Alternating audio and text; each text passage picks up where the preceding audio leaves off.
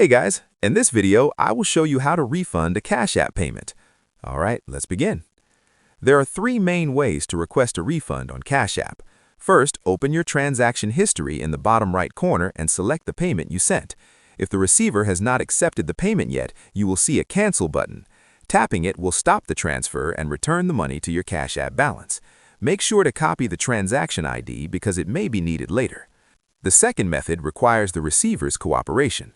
If someone wants to refund the money you sent, they can open the same transaction, scroll down, and tap the Refund button. The refunded amount returns to the sender's balance, although it may take a short time to process.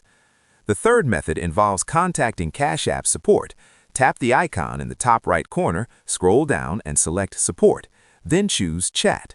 Once support responds, share the transaction ID and explain that you need a refund. They may be able to assist, depending on the situation. So that's basically how you can refund a Cash App payment. That's it for this video. Thanks.